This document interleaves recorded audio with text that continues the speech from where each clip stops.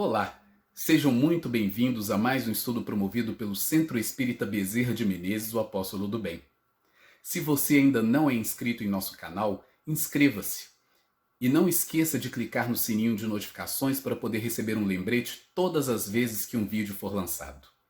Se puder também, compartilhe este vídeo e todos os demais vídeos com seus amigos e familiares que possam se beneficiar dos estudos que têm sido feitos pela casa. Muito obrigado e que Jesus abençoe a todos. Olá, hoje nós vamos falar sobre a lei de igualdade. E antes de iniciarmos o estudo, nós vamos cantar a música Quanta Luz e fazer a prece.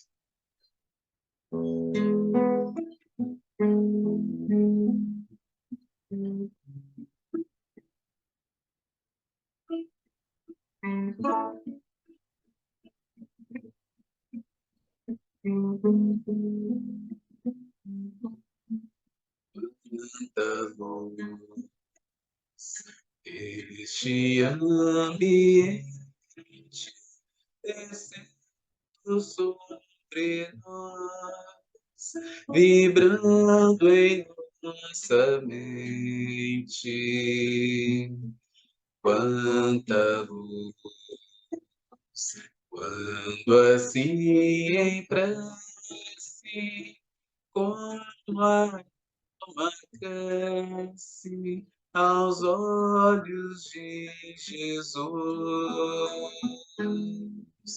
Quanta luz, pois em oração a voz do Mestre fala ao nosso coração.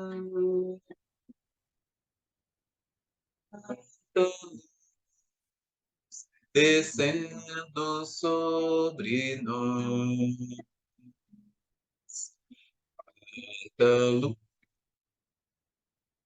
quanta.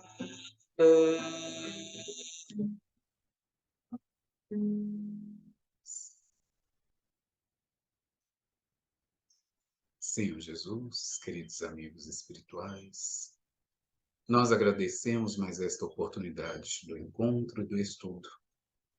Possamos nós, nestes momentos, elevarmos os nossos pensamentos, os nossos sentimentos, a fim de termos o entendimento favorecido com auxílio dos nossos companheiros espirituais, fertilizando as nossas mentes para o aprendizado, para o entendimento, para o ampliar dos nossos horizontes mentais.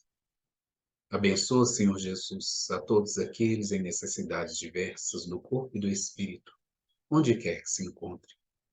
Se conosco, hoje, agora e sempre, que assim seja. Hoje, então, nós vamos acompanhar, na terceira parte do Livro dos Espíritos, na parte sobre as leis divinas ou naturais, nós vamos encontrar a lei de igualdade. E aí uma série de questões que Kardec apresenta ao Espírito de Verdade sobre a lei de igualdade. Então ele vai falar para nós sobre a igualdade natural, a desigualdade das aptidões, as desigualdades sociais, a desigualdade das riquezas, as provas de riqueza e de miséria, igualdade dos direitos do homem e da mulher e igualdade perante o túmulo. Sobre a igualdade natural, ele já começa então fazendo a pergunta: perante Deus são iguais todos os homens?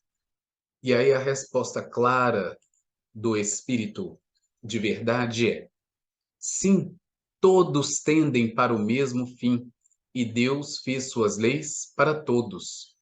Dizeis frequentemente: o sol luz para todos, e enunciais assim uma verdade maior e mais geral do que pensais. E aí Kardec então coloca uma nota para nós. Todos os homens estão submetidos às mesmas leis da natureza.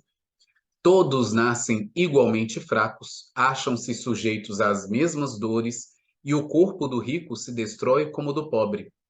Deus a nenhum homem concedeu superioridade natural, nem pelo nascimento, nem pela morte. Todos, aos seus olhos, são iguais.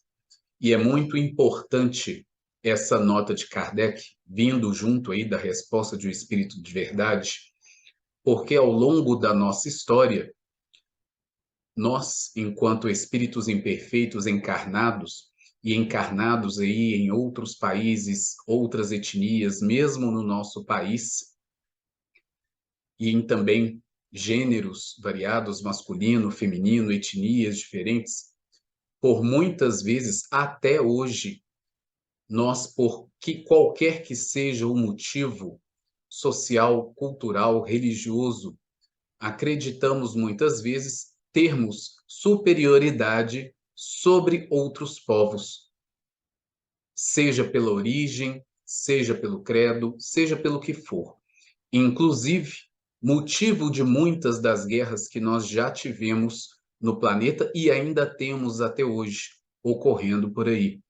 A própria Segunda Grande Guerra Mundial, famosa e conhecida por todos, se deu exatamente pela crença da superioridade do povo ariano sobre outros povos no mundo, sobretudo os judeus.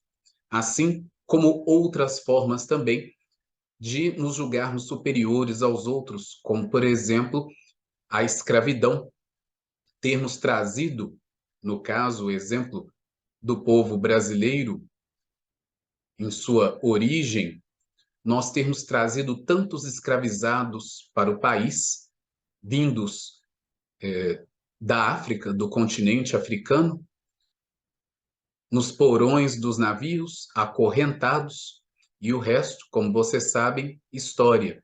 Mas uma história que ainda nos dias de hoje tem as suas grandes e graves consequências culturais, sociais e econômicas. Tão somente pela nossa incapacidade de percebermos essa resposta clara do Espírito de verdade, falando que, sim, todos os homens são iguais perante Deus. E aí, homens aqui, no caso, né, dentro da língua portuguesa, obviamente, abrangendo aí homens e mulheres, né? Todos aqueles que estamos reencarnados no planeta a despeito da nossa morfologia, da nossa cor, das nossas crenças, todos iguais.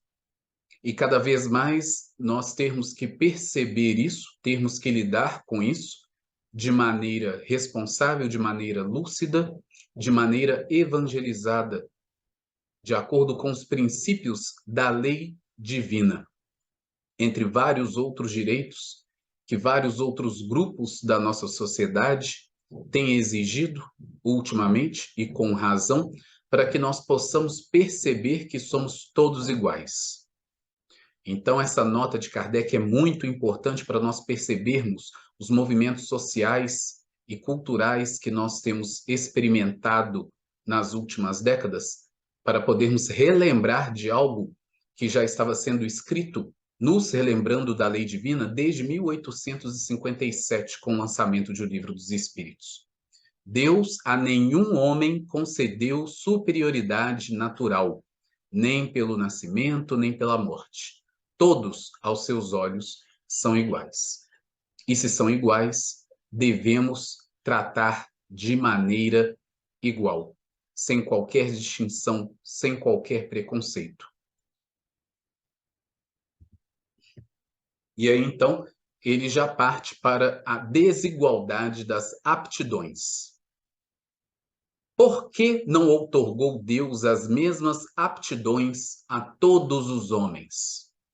Kardec já observava, obviamente, que nem todas as pessoas tinham as mesmas aptidões. Então, ele resolveu perguntar por que Deus não deu as mesmas aptidões para todo mundo. Mas a resposta, como sempre, muito clara e muito lúcida, nos diz que Deus criou iguais todos os espíritos, mas cada um destes vive há mais ou menos tempo e, consequentemente, tem feito maior ou menor soma de aquisições. Naturalmente, não é mesmo? A diferença entre eles está na diversidade dos graus da experiência alcançada e da vontade com que obram. Vontade que é o livre-arbítrio. Daí o se aperfeiçoarem uns mais rapidamente do que outros. o que lhes dá aptidões diversas. Então, mostrando aí a própria naturalidade com que isso acontece, uma vez que essas aptidões são conquistas nossas, daquilo que nós vamos atrás, daquilo que nos interessa, daquilo que nós queremos fazer, daquilo que nós escolhemos pelo livre-arbítrio, pela vontade, fazer, aprender.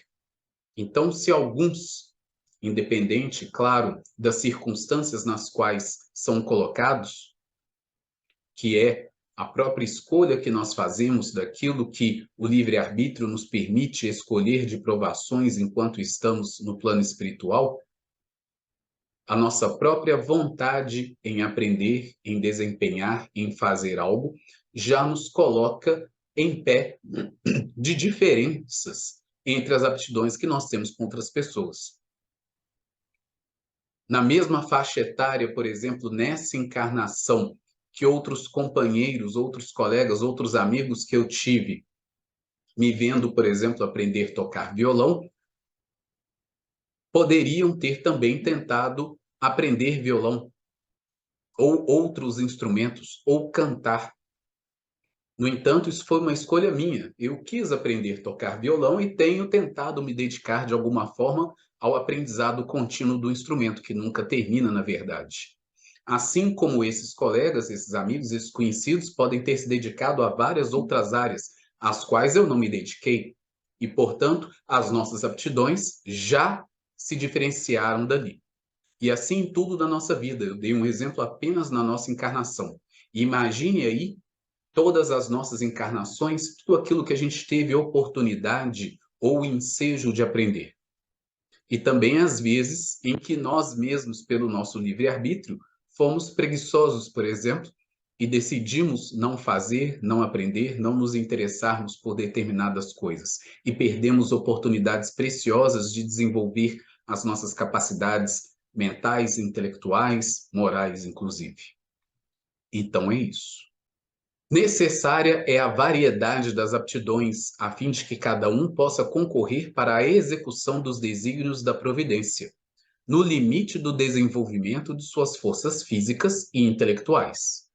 O que um não faz, fala o outro. Assim é que cada qual tem o seu papel útil a desempenhar. Demais, sendo solidários entre si todos os mundos, necessário se torna que os habitantes dos mundos superiores, que na sua maioria foram criados antes do vosso, venham habitá-lo para vos dar exemplo. Então, olha só que interessante isso também. E aí, nos pede para que voltemos à questão 361 para aprofundar um pouco mais nessa questão. E aí, a questão 361 diz das faculdades morais e intelectuais do homem. Qual a origem das qualidades morais, boas ou más, do homem? São as do espírito nele encarnado. Quanto mais puro é esse espírito, tanto mais propenso ao bem é o homem. Seguir-se-á daí que o homem de bem é a encarnação de um bom espírito e o homem vicioso a de um espírito mau? Sim, mas dize antes que o homem vicioso é a encarnação de um espírito imperfeito, pois, do contrário, poderias fazer crer na existência de espíritos sempre maus, a que chamais demônios. Então, olha só também a lucidez dessa resposta. Nós somos aquilo que somos, espíritos imperfeitos. Dentro do próprio livro dos Espíritos, nós vamos aprender que nós, enquanto espíritos, fomos criados simples e ignorantes, ou seja, sem saber. São exatamente as experiências que vão nos trazendo repertório intelectual e moral.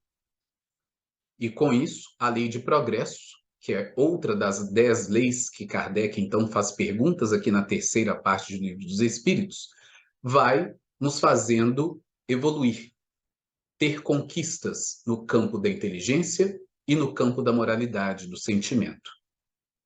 Porque demônios não existem. Existem espíritos imperfeitos. E esta é a nossa condição geral no planeta Terra neste momento, que é um planeta de expiações e de provas, ou seja, de espíritos imperfeitos. Mas que recebemos constantemente a ajuda de espíritos mais evoluídos que nós, vindo de outros orbes, de outros mundos mais evoluídos do que o nosso, pois assim deve ser dentro da lei de fraternidade universal. Da mesma forma que nós, quando estivermos mais evoluídos em outros mundos, faremos o mesmo pelos nossos irmãos ainda na retaguarda natural.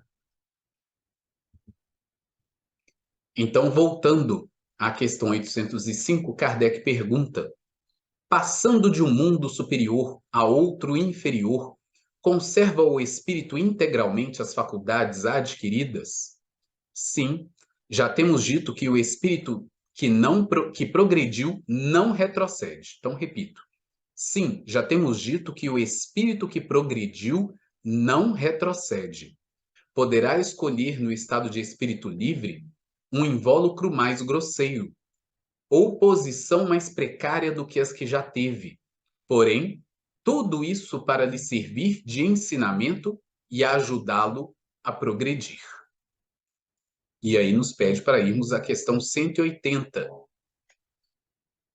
Assim, a diversidade das aptidões entre os homens não deriva da natureza íntima da sua criação, mas do grau de aperfeiçoamento a que tenham chegado os espíritos encarnados neles. Deus, portanto, não criou faculdades desiguais. Permitiu, porém, que os espíritos em graus diversos de desenvolvimento estivessem em contato, para que os mais adiantados pudessem auxiliar o progresso dos mais atrasados. E também para que os homens, necessitando uns dos outros, compreendessem a lei de caridade que os deve unir. E eis aí um ponto que nós podemos concordar que estamos caminhando ainda a passos lentos na Terra, no sentido do aprendizado da caridade. Por isso, ainda tantos conflitos, tantas guerras, tanto preconceito, tanta discriminação. Esse ainda é um período turbulento do nosso mundo, da nossa história, que quando começarmos a compreender de fato caridade conforme Jesus a entendia, que está essa resposta aqui também no Livro dos Espíritos, nós vamos começar de fato o nosso progresso, que é benevolência para com todos, indulgência para com as imperfeições alheias, perdão das ofensas. Isso é caridade. Então, como nós ainda estamos num processo de começarmos a compreender essas três coisas, estamos passando pelas situações que estamos passando, que estamos vivenciando, que estamos vendo acontecendo ao nosso redor, quiçá muitas vezes dentro da nossa própria família. Mas é um processo natural de aprendizado que nós precisamos suportar e precisamos superar fazendo aquilo que nós podemos fazer de melhor. Então, indo à questão 180, que nos é recomendado, passando deste planeta para outro, conserva o espírito a inteligência que aqui tinha? Sem dúvida, a inteligência não se perde. Pode, porém, acontecer que ele não disponha dos mesmos meios para manifestá-la, dependendo isto da sua superioridade e das condições do corpo que tomar, naturalmente. Sobre as desigualdades sociais. Que se deve pensar dos que abusam da superioridade de suas posições sociais para, em proveito próprio, oprimir os fracos? Então, olha só que interessante essa pergunta de Kardec, porque ele já observava isso na sociedade como um todo, algo que sempre aconteceu ao longo da história da humanidade, Kardec sabia disso muitíssimo bem, e ainda hoje nós vemos isso largamente na nossa cultura, especialmente na nossa sociedade capitalista. É aquilo que nós fazemos, faz parte do nosso próprio sistema sociopolítico-econômico. Usar e abusar da superioridade da posição social em proveito próprio para oprimir os fracos. Isso ainda é a súmula daquilo que nós estamos vivendo. Mas olha a resposta dada pelos espíritos superiores, pelo Espírito da Verdade, em 1857. Merecem anátema. Ai deles. Serão a seu turno oprimidos.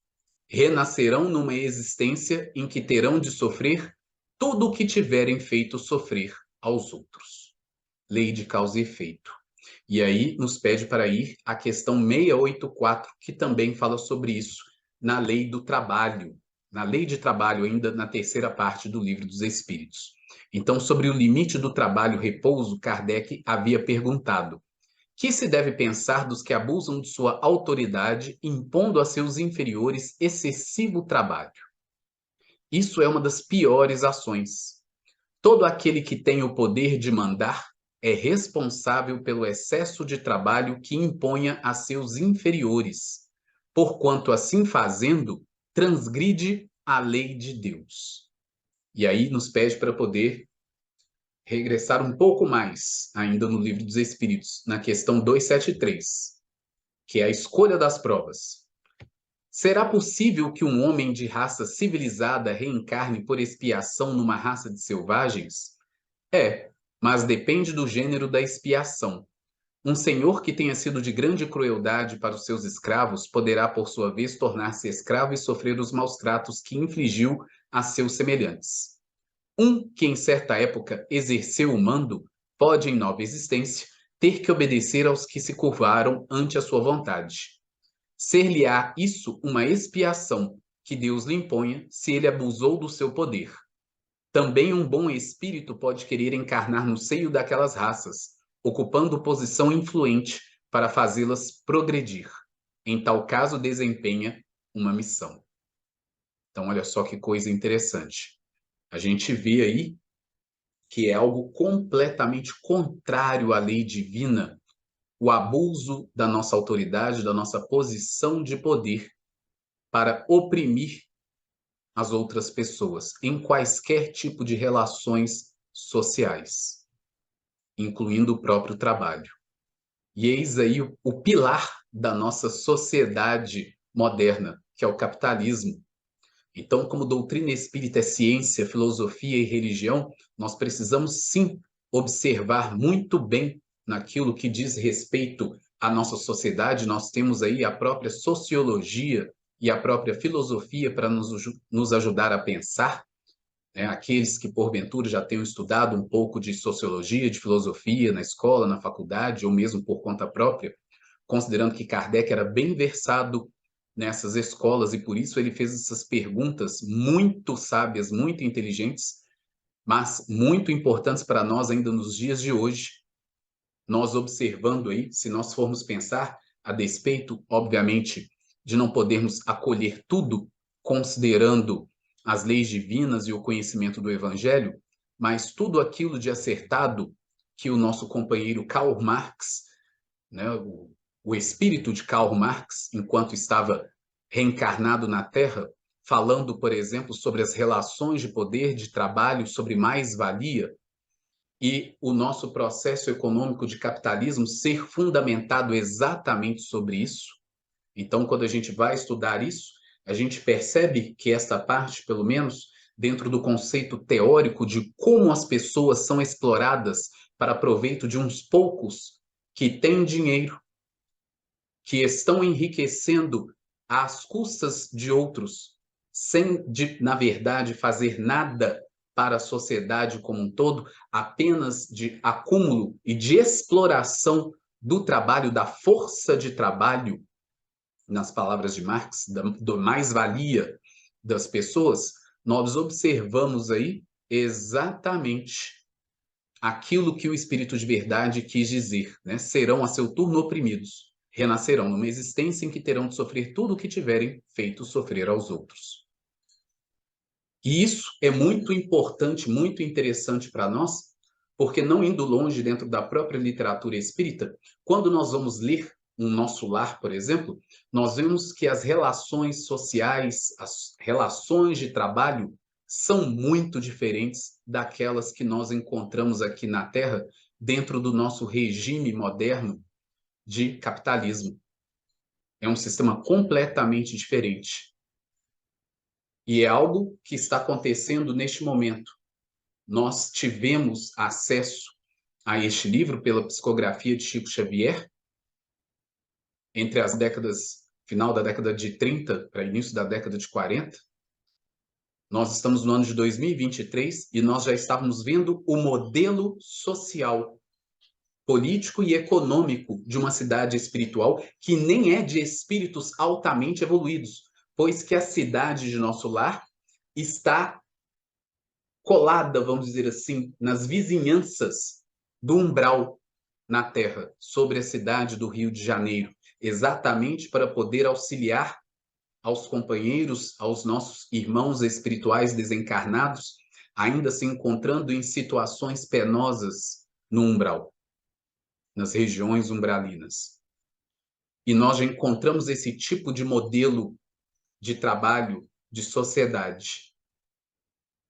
Olha só que interessante. Nós vamos encontrar, sobretudo, uma senhora, quando André Luiz pensou em fazer uma rogativa para um dos ministros de vir à Terra para poder auxiliar a sua ex-esposa, e o companheiro Clarencio, esse ministro, muito sábio, muito bondoso, fazia esse atendimento às pessoas em duplas, a fim de que os problemas ali trazidos pudessem ser compartilhados e o aprendizado se pudesse fazer de maneira mais eficiente. Estava André Luiz na fila, esperando a vez dele, quando então uma senhora que estava mais à frente chega ao atendimento.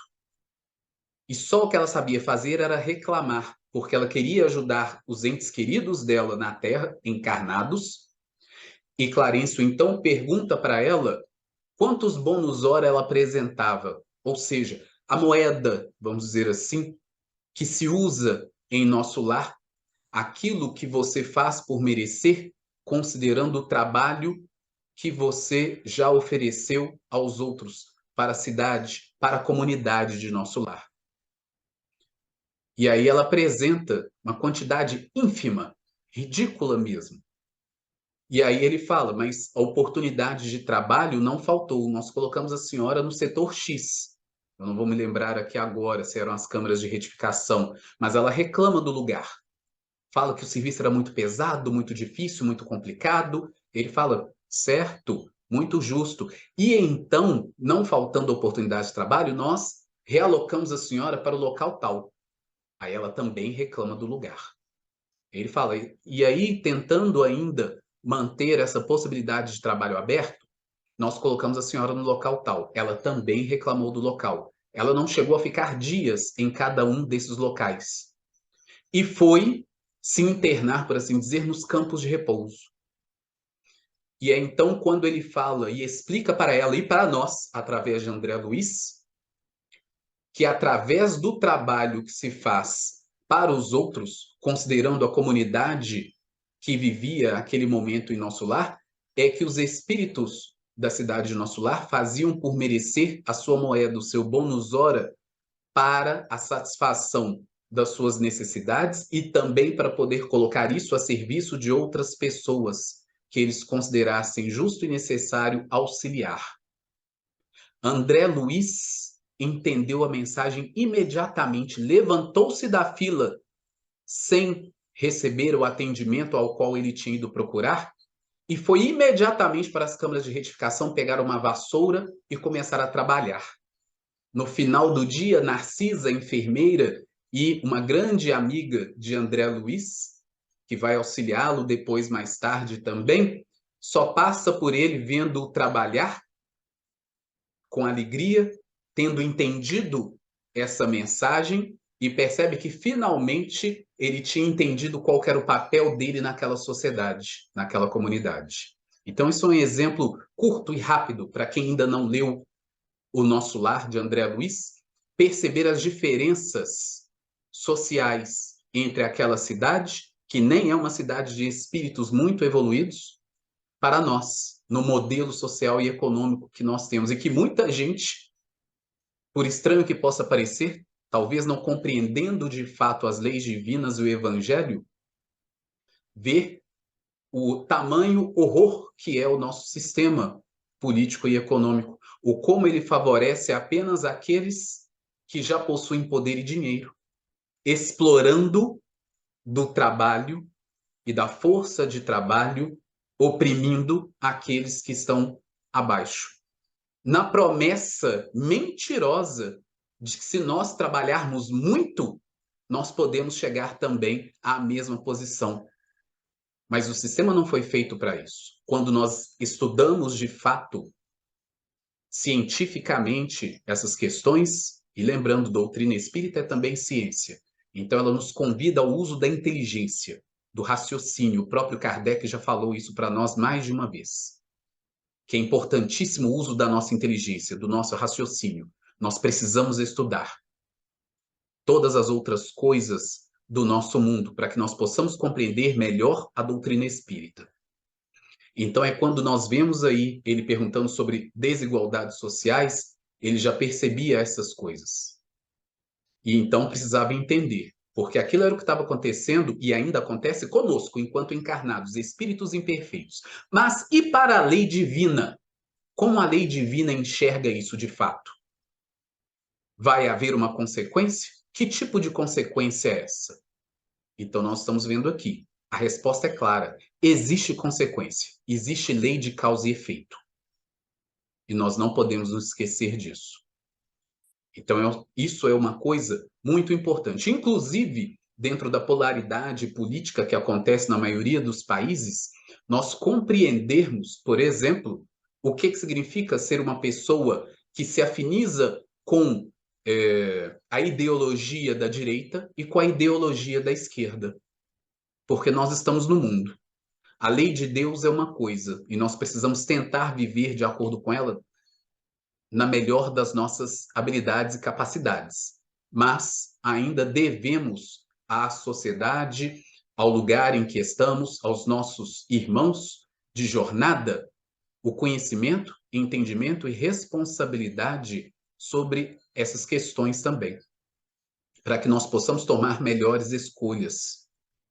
Então, conhecer e estudar de verdade, não é o que falam por aí, que fulano me falou, eu acho que, como vocês estão vendo, Kardec não faz perguntas baseadas em achismo. Por isso, ele foi reconhecido por seu companheiro, né, de encarnação, Camille Flammarion, como o bom senso reencarnado. Bom senso não nos permite, eu acho que, eu penso que. As nossas opiniões devem ser embasadas em estudos, em fatos, em dados concretos.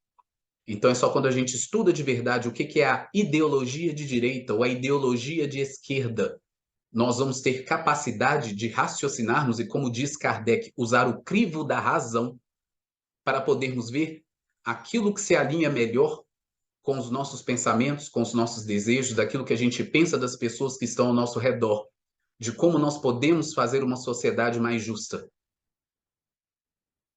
Então fica aí o pensamento. A desigualdade das riquezas. A desigualdade das riquezas não se originará da desigualdade das faculdades, em virtude da qual uns dispõem de mais meios de adquirir bens do que outros? Sim e não. Da velhacaria e do roubo, que dizes? Olha aí o espírito de verdade devolvendo a pergunta para Kardec de maneira brilhante, não é mesmo? Porque sim, claro, se alguns dispõem de mais meios de adquirir bens do que outros por conta de ter uma faculdade proeminente que ele sabe utilizar em benefício próprio, é muito provável que ele venha a adquirir mais riquezas. No entanto, também não, porque olha só a resposta, né? Da velhacaria e do roubo. O que é velhacaria? Esperteza. No bom brasileirês, o jeitinho. Que existem em outros países, mas nós somos conhecidos, né, até pelo personagem Zé Carioca, o povo do jeitinho brasileiro. A gente tem um jeitinho para tudo, uma forma de conseguir as coisas de uma maneira que outros normalmente não conseguem pelas vias, vamos dizer assim, normais, ou mais lícitas, ou mais éticas, mesmo quando não são ilícitas, mas podemos pensar que não são necessariamente éticas. Isso é muito importante. Porque quando nós utilizamos isso, e aí, como eu disse, né, o nosso próprio sistema capitalista nos permite isso com muita facilidade, a gente consegue grande desigualdade das riquezas. Fica fácil, muito fácil. Então, por isso que o Espírito de Verdade devolve a pergunta, né, com uma pergunta da velhacaria e do roubo. Que dizes? Porque isso influencia e muito, especialmente no sistema social, político e econômico que a gente vive. Por exemplo, nós vemos aí outros países na Europa em que o serviço público é exatamente isso. Serviço público. É um trabalho voluntário. As pessoas têm estudo, mas é porque aí o país, diferente do nosso, já resolveu de fato investir em educação de verdade. E aí eu, Marcos, como professor, posso falar isso, me dói muito, porque eu vejo como é a situação da educação nesse país, sobretudo no ensino superior, em que eu fui professor por mais de 10 anos, na graduação e na pós-graduação, é um horror. Não se investe em educação, e nos últimos anos nós ainda tivemos cortes absurdos na educação, quando o próprio Kardec, em toda a sua obra, e Kardec como professor, inclusive, antes de ser Allan Kardec, de tomar o pseudônimo de Allan Kardec, era um professor extremamente dedicado, seguindo aí a linha de Pestalozzi. Nós ainda podemos encontrar facilmente o trabalho tanto de Pestalozzi quanto de professor Rivail, que é Allan Kardec, ainda hoje dentro das escolas do mundo afora, sobretudo na França, mesmo aqui no Brasil, nós encontramos seus trabalhos no âmbito da pedagogia. Ele que escreveu vários livros, tanto na área da linguística, da gramática, como também da própria matemática e do ensino de matemática. Então, a pessoa que por várias vezes declarou fortemente, até no Evangelho segundo o Espiritismo, sendo corroborado pelo Espírito de Verdade, que a educação é a única coisa capaz de libertar as nossas mentes. Então, não são palavras minhas. Está na literatura espírita. A importância da educação. E aí, países na Europa que já começaram a perceber, antes de nós, a importância da educação, que investem de fato nisso, as pessoas têm as suas formações e, portanto, têm as suas profissões. Elas vão para o serviço público algumas horas por dia, enquanto o que seria, na nossa terminologia, né, vereadores, deputados, prefeitos, etc., como serviço voluntário, recebendo apenas a ajuda de custo necessária para executar aquela função. E aquilo não é a profissão delas, não é carreira. Aqui no Brasil, nós seguimos carreira política, como se política fosse carreira. Nunca foi. E nunca deveria ter sido. Com o progresso, se Deus quiser, um dia nós vamos ficar livres disso. Professores que passam a vida estudando e se dedicando à sala de aula para poder ampliar os horizontes de estudo com salários ridículos, considerando a nossa economia e a dificuldade das coisas, enquanto políticos estão ganhando aí muitas dezenas de milhares de reais, muitas vezes para não fazer absolutamente nada. Anos de mandato sem fazer um decreto de lei sequer que possa, de fato, beneficiar a sociedade. E, no entanto, ganham horrores. E muitas vezes, falando aqui na velhacaria do roubo, roubam. Então, pensem, quando nós chegarmos nesses modelos desses países europeus, por exemplo, em que as pessoas estão, de fato, dedicando do seu tempo voluntário para poder contribuir com a sociedade, mas elas têm a própria profissão delas, aquilo que elas estudaram, nós estaremos num caminho diferente. Mas aí nós vemos a importância do porquê Kardec pergunta sobre a desigualdade das riquezas. Nós estamos vivendo isso aí e temos vivido já desde muito tempo. E aí, então, ele pergunta, mas a riqueza herdada, olha só, essa não é fruto de paixões más? E aí, o Espírito de Verdade responde, que sabes a esse respeito? Busca a fonte de tal riqueza e verás que nem sempre é pura. Sabes, porventura, se não se originou de uma expoliação ou de uma injustiça? Mesmo, porém, sem falar da origem, que pode ser má, acreditas que a cobiça da riqueza, ainda quando bem adquirida, os desejos secretos de possuí-la o mais depressa possível, sejam sentimentos louváveis? Isso que Deus julga, e eu te asseguro que o seu juízo é mais severo que o dos homens. Inclusive, nós estamos no momento, né, já faz alguns anos, de falar sobre meritocracia. Palavra super vazia no nosso vocabulário, considerando as nossas posições sociais, políticas e econômicas, como eu já disse. Não existe meritocracia no mundo de espíritos imperfeitos, no mundo de expiações e provas. Existe para espíritos mais esclarecidos, nos planos espirituais. Existe para a lei divina, não como a falácia que nós vendemos. Porque é muito fácil falar de meritocracia quando a pessoa está numa excelente posição social e não fez nada para poder merecer aquela posição, porque herdou. E olha só o que então ele está falando, né, sobre essa herança.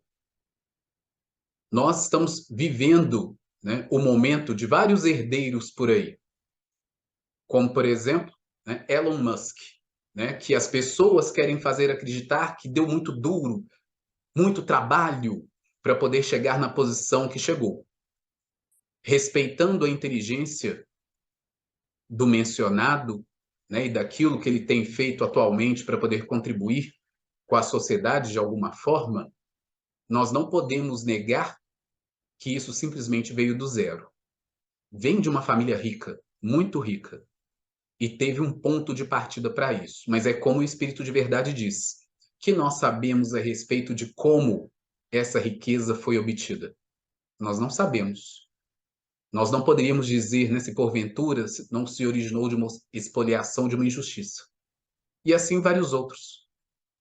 Então é muito fácil, por exemplo, falando sobre lei de igualdade, por exemplo, nós pegarmos a própria posição histórica do nosso país, considerando a sua relação com o povo negro, com o povo preto, tendo sido escravizado e aí, de repente, tendo sido libertado, entre aspas, porque é uma liberdade entre aspas.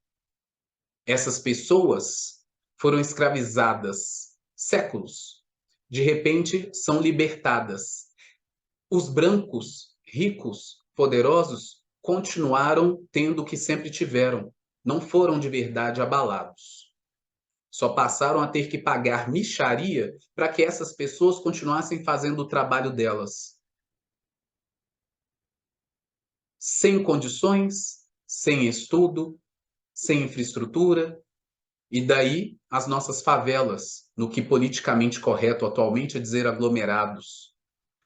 Sobe para os morros, faz os quilombos, os aglomerados, porque foram largados na sociedade sem nenhum amparo.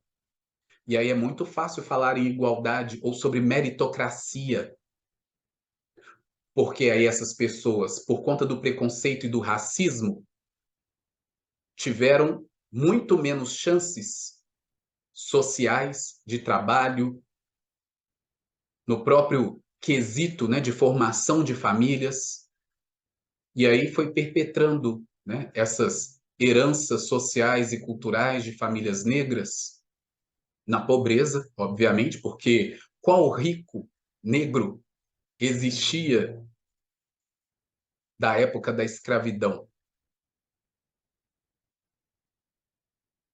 Para que a gente pudesse ter aí inúmeras famílias, né, que já têm um pedigree, vamos dizer assim, como todas as famílias de senhores de engenho, de fazendas, etc., brancos nesse país, cujos ancestrais vinham da Europa.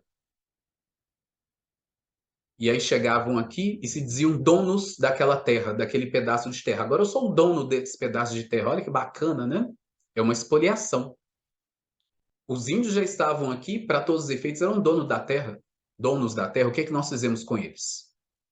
Onde eles estão agora? Os Yanomamis estavam aí, nos últimos anos, pedindo socorro, morrendo. O que nós fizemos por eles? Então, olha só, a questão da igualdade ou da desigualdade. Eu sou homem branco, chego e falo, essa terra agora é minha.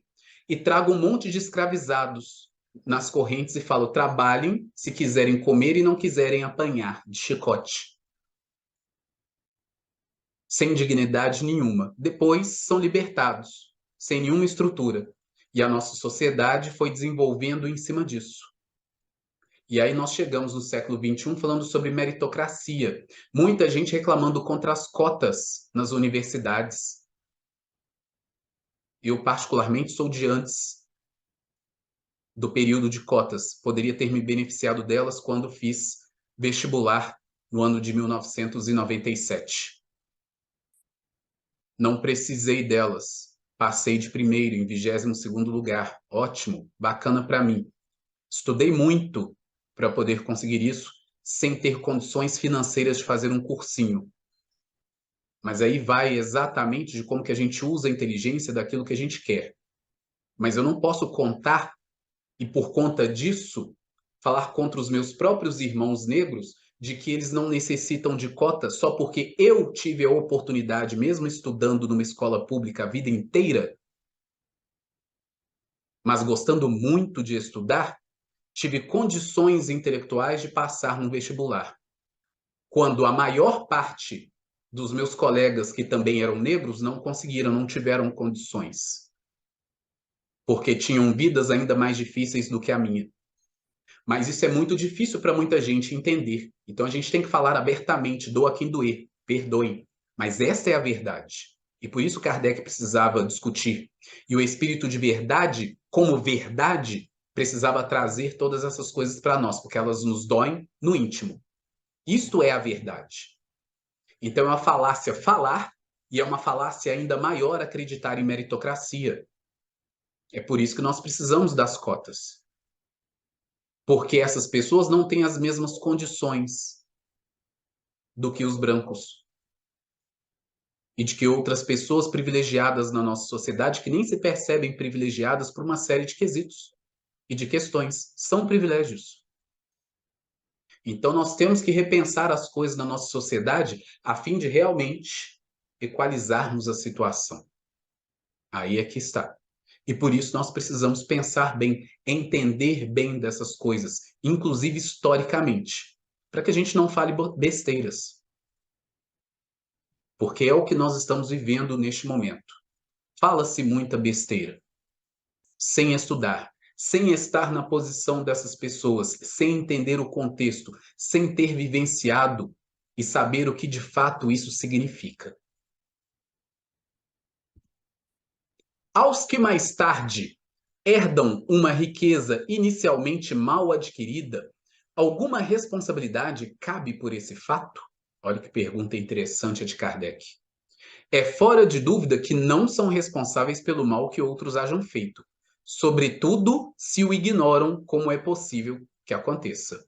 Mas fica sabendo que muitas vezes a riqueza só vem ter às mãos de um homem para lhe proporcionar ensejo de reparar uma injustiça. Feliz dele, se assim o compreende. Se a fizer em nome daquele que cometeu a injustiça, a ambos será a reparação levada em conta, porquanto não raro é este último quem a provoca. E nós ainda temos que pensar no quesito da reencarnação. Pode ser ter sido mesmo esse espírito, algumas gerações atrás, aquele que espoliou, aquele que roubou, aquele que usou de todos os artifícios ilegais, imorais, antiéticos para poder conseguir uma grande riqueza. E aí tem a oportunidade de reencarnar como neto, bisneto, tataraneto e herdar aquela riqueza que ele mesmo construiu de maneira ilícita para poder reparar essa injustiça. São as coisas da lei divina. As possibilidades são infinitas, porque a lei divina é sempre sábia e justa. Sem quebra da legalidade, quem quer que seja pode dispor de seus bens de modo mais ou menos equitativo. Aquele que assim proceder será responsável depois da morte pelas disposições que haja tomado? Toda ação produz seus frutos. Doces são os das boas ações, amargos sempre os das outras. Sempre entendei o bem. Será possível e já terá existido a igualdade absoluta das riquezas? Não, nem é possível. A isso se opõe a diversidade das faculdades e dos caracteres. Há, no entanto, homens que julgam ser esse o remédio aos males da sociedade. Que pensais a respeito? São sistemáticos esses tais, ou ambiciosos cheios de inveja. Não compreendem que a igualdade com que sonham seria a curto prazo desfeita pela força das coisas. Combatei o egoísmo, que é a vossa chaga social, e não corrais atrás de quimeras. Então aqui eu volto, porque já mencionei hoje mais cedo Marx e aqueles, né, que também foram contribuindo com o pensamento dele, e falei sobre as coisas que nós podemos tirar ali de proveito dentro do que ele fala e as outras coisas que a gente tem que repensar de acordo com a lei divina, o natural e o próprio evangelho. E aqui está o exemplo. Então, não é tudo que a gente vai pegar, mas como Paulo de Tarso já havia nos dito, né, vê de tudo, retém o que é bom. Então, a gente retém aquilo que ele traz, que realmente nos faz pensar a nossa posição social, e retém isso, que é bom. E as outras coisas a gente discute porque elas são mesmo discutíveis, porque o que a gente tem que combater é o egoísmo. Se nós estivermos usando de fato as nossas faculdades sem sermos antiéticos, sem utilizarmos de fins escusos para podermos então propiciar crescimento, riqueza e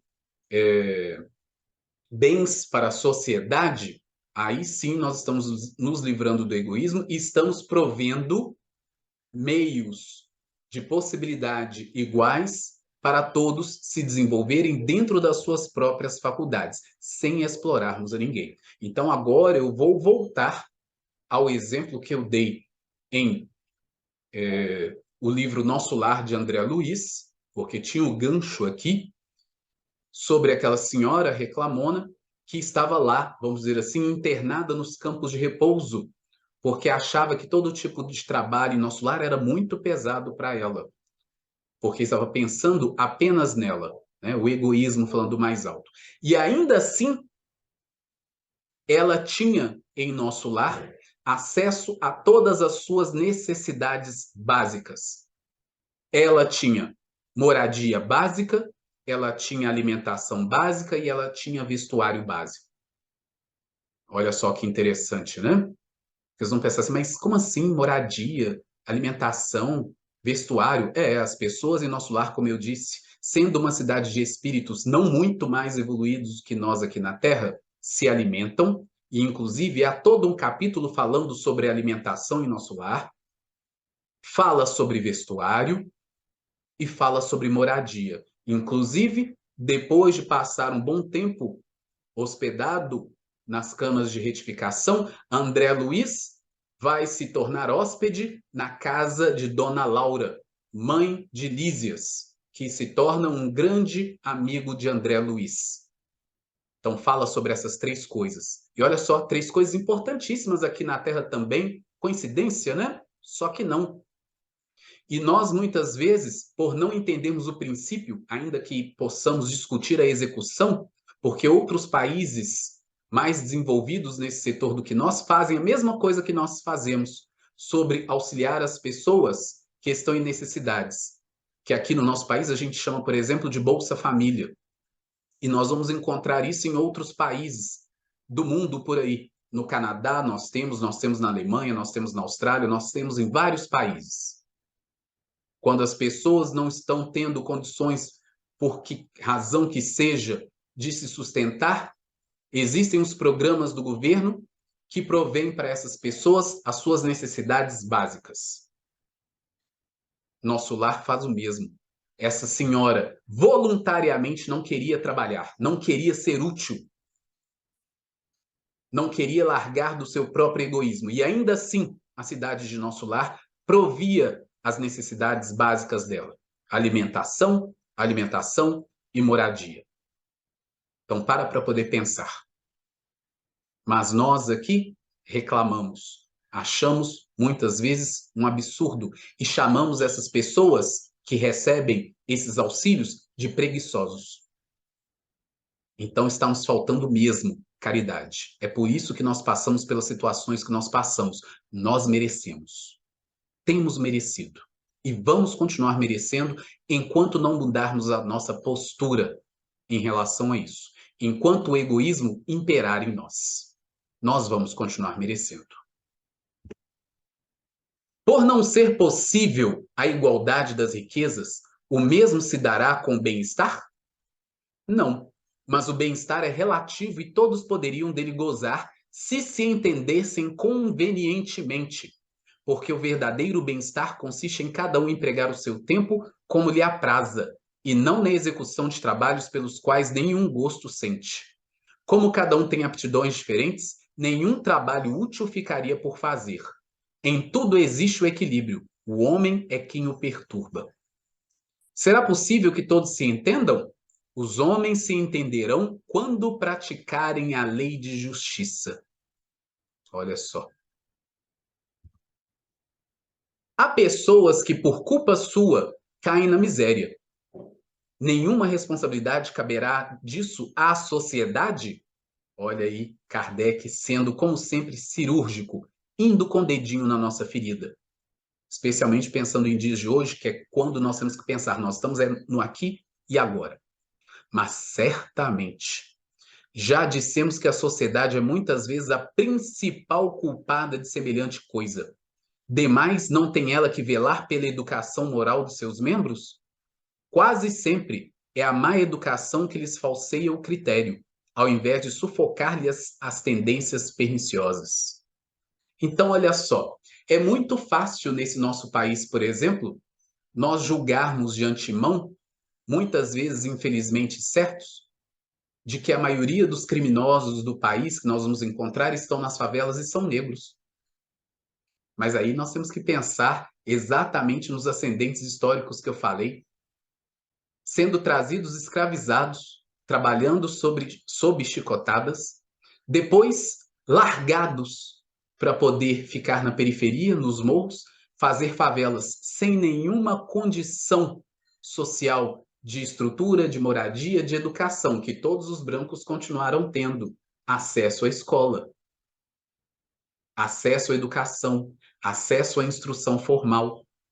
E aí depois falar que todo preto é bandido. Eu sei que dói ouvir isso, gente. Para muitos, claro. Mas a gente precisa dizer. Aí é muito fácil falar isso, não é mesmo? Então, por isso que Kardec também tinha que perguntar. É um visionário pensando as questões da sociedade, os males da sociedade que nós estamos vivendo.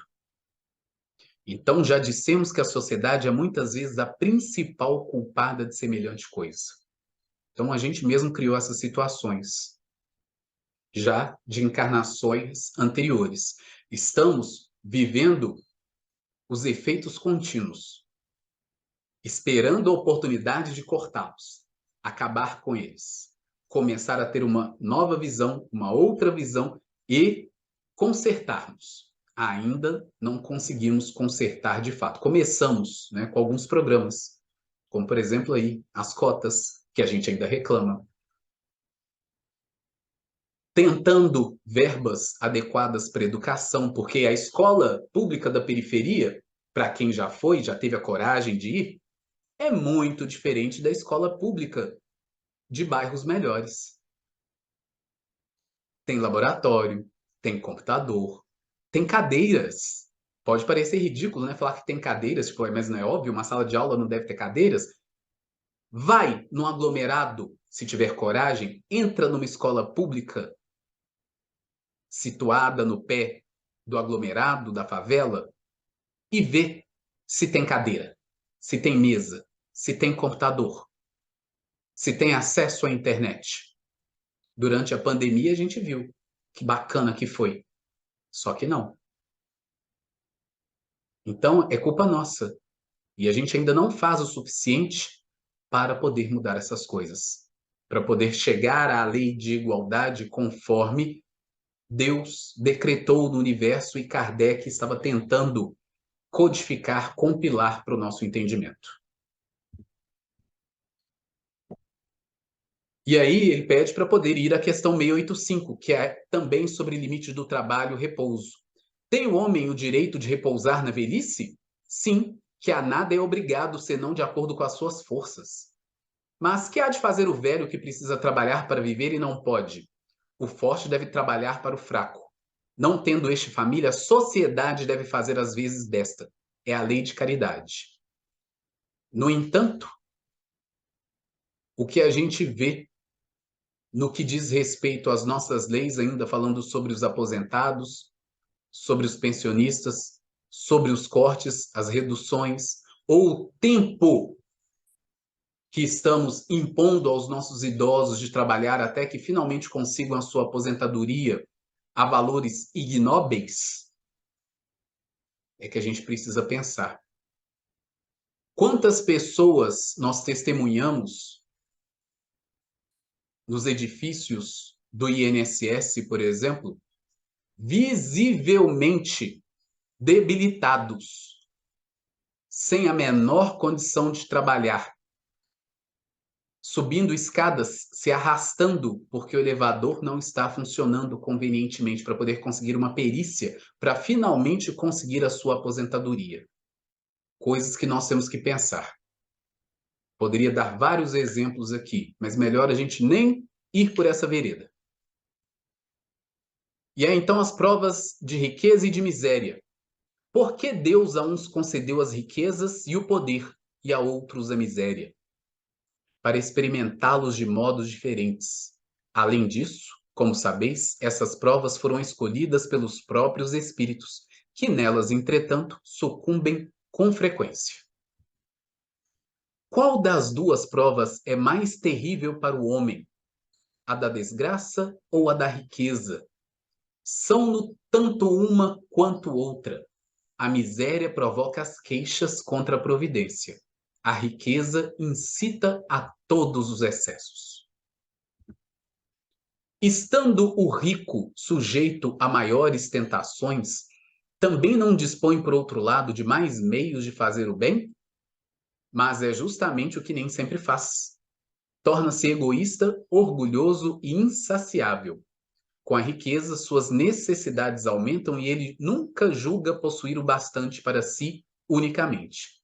E o nosso sistema capitalista apenas contribui muito para essa posição mental e emocional das pessoas no que diz esse respeito. Mas faz parte da prova. É só quando a gente começar a repensar isso que a gente vai começar, talvez, a facilitar essas coisas para o pensamento humano daquele que busca riquezas. A alta posição do homem neste mundo e o ter autoridade sobre os seus semelhantes são provas tão grandes e tão escorregadias como a desgraça. Porque quanto mais rico e poderoso ele é, tanto mais obrigações tem que cumprir e tanto mais abundantes são os meios de que dispõe para fazer o bem e o mal. Deus experimenta o pobre pela resignação e o rico pelo emprego que dá aos seus bens e ao seu poder. A riqueza e o poder fazem nascer todas as paixões que nos prendem à matéria e nos afastam da perfeição espiritual. Por isso foi que Jesus disse: em verdade vos digo que mais fácil é passar um camelo por um fundo de agulha do que entrar um rico no reino dos céus. E indo a 266, não parece natural que se escolham as provas menos dolorosas? Pode parecer-vos a vós. Ao espírito, não. Logo que este se desliga da matéria, cessa toda ilusão e outra passa a ser a sua maneira de pensar. Igualdade dos direitos do homem e da mulher. São iguais perante Deus o homem e a mulher e têm os mesmos direitos? Não outorgou Deus a ambos a inteligência do bem e do mal e a faculdade de progredir?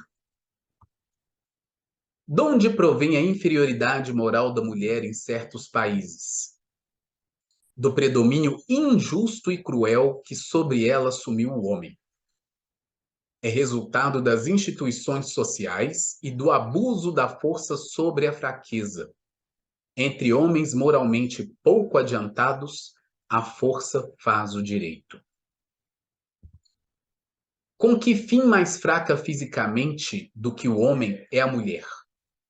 Para lhe determinar funções especiais. Ao homem, por ser o mais forte, os trabalhos rudes. À mulher, os trabalhos leves. A ambos, o dever de se ajudarem mutuamente a suportar as provas de uma vida cheia de amargor. A fraqueza física da mulher não a coloca naturalmente sob a dependência do homem?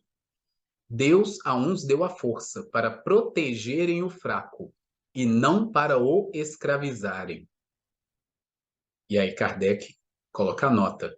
Deus apropriou a organização de cada ser às funções que lhe cumpre desempenhar.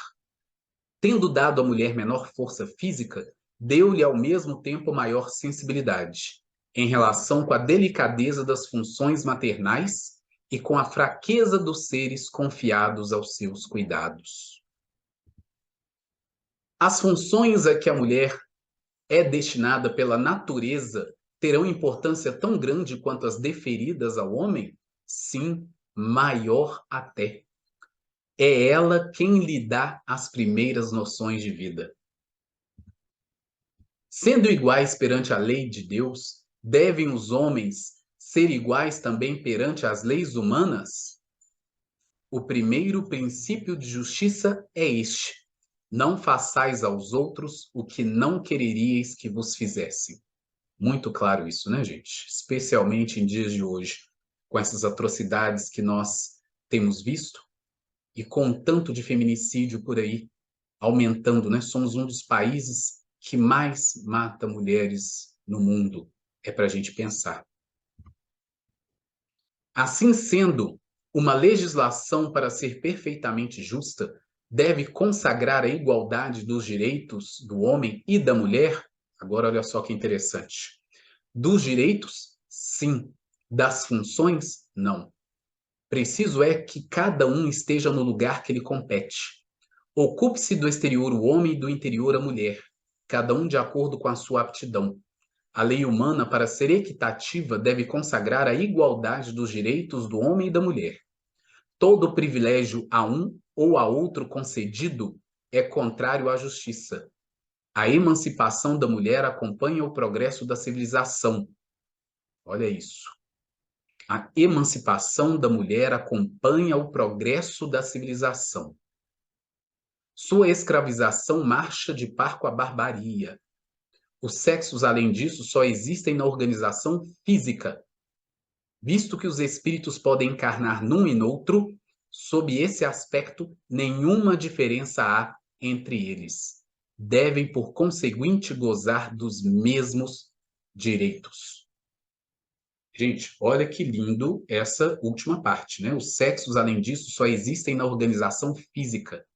Visto que os espíritos podem encarnar num e noutro, sob esse aspecto, nenhuma diferença há entre eles. Devem, por conseguinte, gozar dos mesmos direitos. E nós estamos em pleno século XXI, com a comunidade trans pedindo direitos iguais a todo mundo. E um tanto de gente contra. Visto que os espíritos podem encarnar num e noutro, sob esse aspecto, nenhuma diferença há entre eles. Devem, por conseguinte, gozar dos mesmos direitos. Acho que a gente nem precisa falar muito, não precisa desenhar. Igualdade perante o túmulo.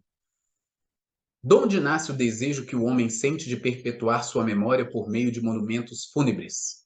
Último ato de orgulho. Mas a suntuosidade dos monumentos fúnebres não é antes devida, as mais das vezes, aos parentes do defunto que lhe querem honrar a memória do que ao próprio defunto? Orgulho dos parentes, desejosos de se glorificarem a si mesmos. Oh, sim, nem sempre é pelo morto que se fazem todas essas demonstrações.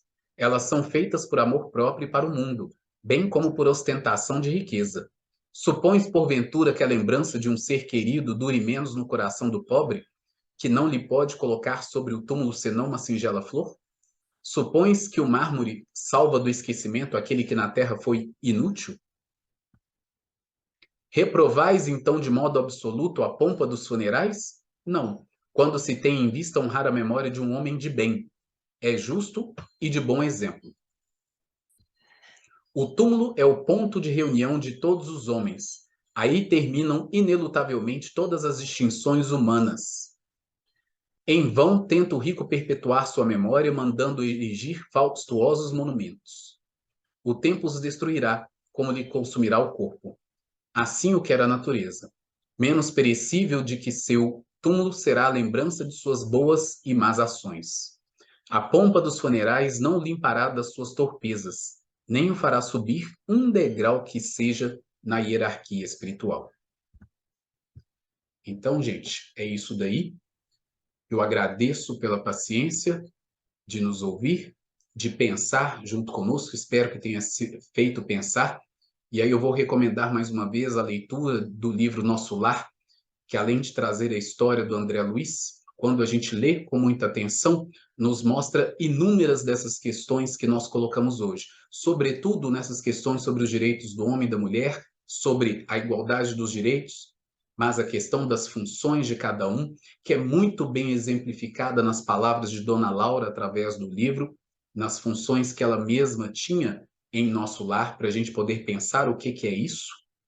Não é à toa que André Luiz relata isso para nós, porque está completamente dentro daquilo que a gente lê aqui nessas perguntas, dentro da lei de liberdade, falando então sobre os direitos do homem e da mulher, e Dona Laura fala disso de uma maneira muito clara, muito lúcida, muito tranquilo e acessível para o nosso entendimento. Muito bem exemplificado. Então, vale a pena ler para poder aprofundar e ter o exemplo claro disso. É quase como que desenhar mesmo para nós. Então, nós agradecemos muito, mais uma vez, pela paciência e pedimos a Jesus que nos abençoe a todos vocês. Pai nosso que estás no céu, santificado seja o vosso nome. Venha o teu reino. Seja feita a vossa vontade, assim na terra como no céu. O pão nosso de cada dia dá-nos hoje. Perdoa as nossas dívidas, assim como perdoamos aqueles que nos devem.